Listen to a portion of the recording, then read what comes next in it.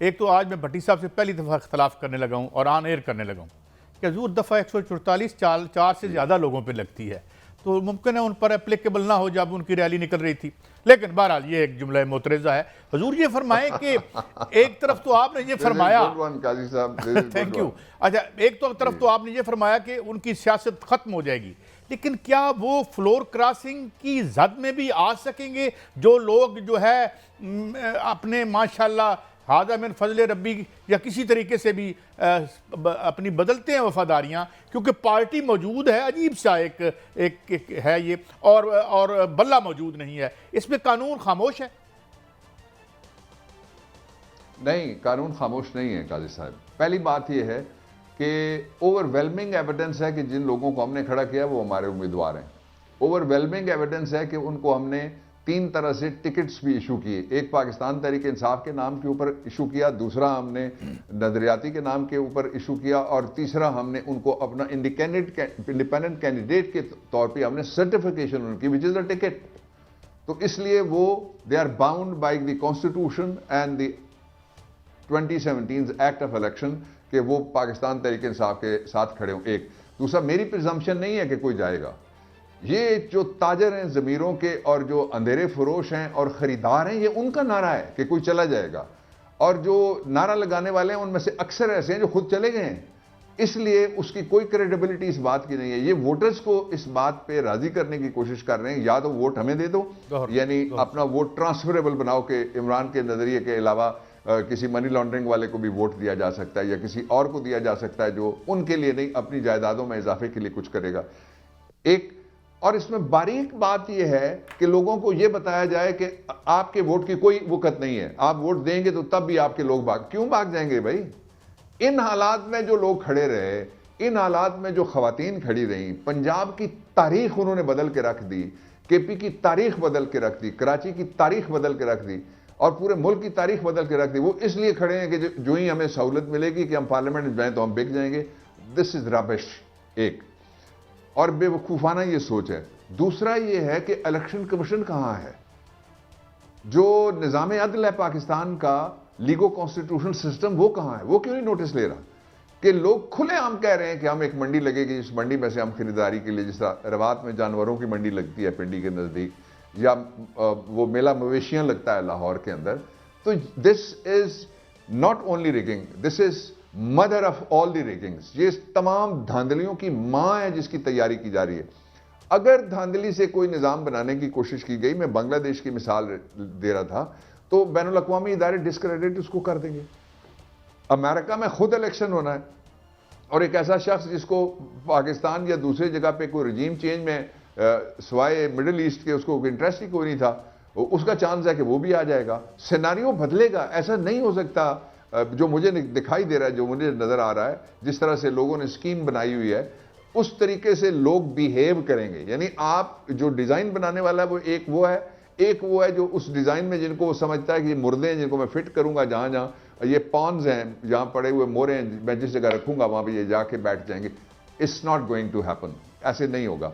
आखिरी बात जो बहुत इंपॉर्टेंट है इस हवाले से वो ये है कि क्या मजाक है पाकिस्तान, और क्या मजाक है आइन, और क्या मजाक है निज़ाम इंसाफ, क्या मजाक है हमारी पुलिसिंग एजेंसीज, क्या मजाक है कि हमारे इलेक्शन के लिए जितने भी लोग हैं, ये सारे के सारे, इनसे ये नहीं कोई पूछेगा कभी भी कि जनाब ये आप कहां थे जब पाकिस्तान का आइन लुट गया था और जब वोट लुट रहा था। ऐसा नहीं है। ये देर गुजरे जल्द गुजरे, प्रेसिडेंट सेट हो गए पहले भी, अब भी सेट हो रहे हैं, ये सबसे पूछा जाएगा। इसलिए मेरी सबसे दरखास्त है कि जिसकी कोई अना है, जिसकी कोई जिद है, जिसकी कोई चॉइस है, जिसकी कोई पसंद है, वो अपने पास रखे। आइन के मुताबिक ये सारे के सारे इदारे वो हैं जो पाकिस्तान ने क्रिएट किए हैं, जिनके लिए पब्लिक सर्वेंट का लफ्ज़ इस्तेमाल किया, और कायद आज़म रहमत ने उनको कहा गलत काम ना करो, इमरान ने उनको कहा गलत काम ना करो। मैं भी उनको गुजारिश करना चाहता हूं कि आप कोई गलत काम ना करें, लोगों को बाहर निकलने दें। और इलेक्शन कमीशन इस बात का नोटिस ले कि आधे शहर में कैसे हो सकता है वो, लेकिन वो काजी साहब ने राइडर ऐसा ज़बरदस्त लगाया, उन्होंने कहा हो सकता है 4 से ज़्यादा लोग ही ना हो, तो वो फिर उन पे तो नहीं लगेगा कुछ भी।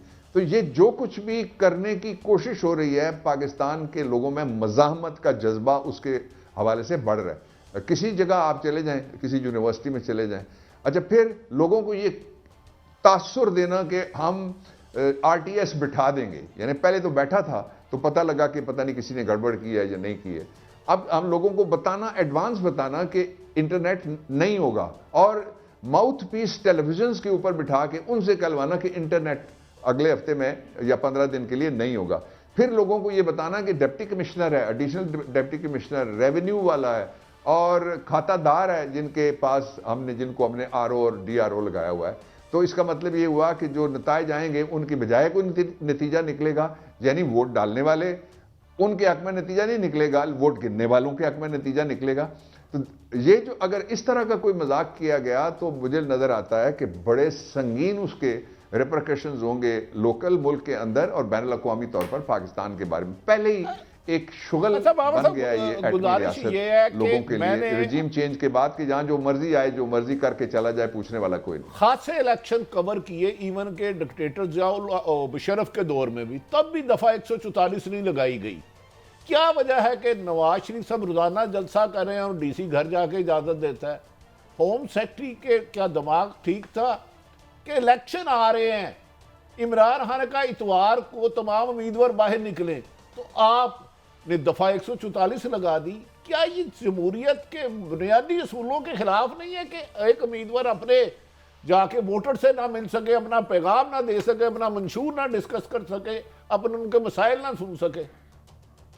तो क्या हर का दरवाजा खड़का के कानिज के गल सुनो भाई कलिया मैं तेन कह रहा वो कि मैं ठीक हाँ, फिर अगले जाए तो कले क्योंकि 4 बंदे हो गए तो दफा 144 लग गई।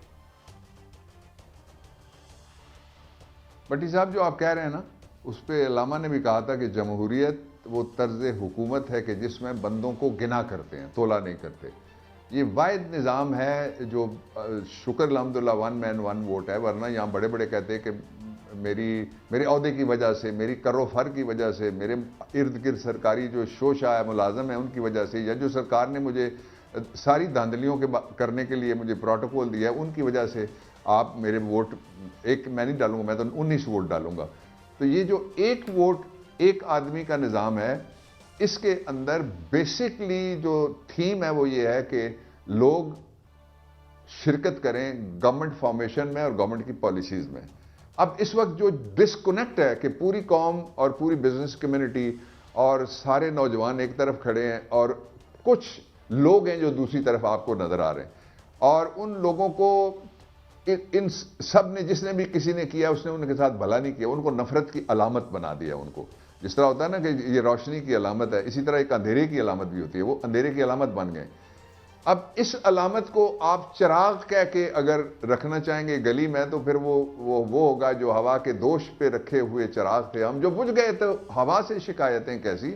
ये फिर बाद में लेट, जिस तरह हमने फिर किताबें लिखनी शुरू की, मैंने डाका डूबते देखा, ये वक्त से पहले जो कौम है इसको एतमाद, एतकाद, तयक्कुन और एक पूरी भरोसा देना चाहिए रियासत के सारे इदारों को और सारे लोगों को, मेरे समेत आप समेत, कि आपका फैसला होगा जिसको हम सारे तस्लीम करेंगे। इसलिए कि हमारे पास भी एक वोट है, जो चाचे गामे का वोट है, वो इस मुल्क के सदर का भी वही एक वोट है।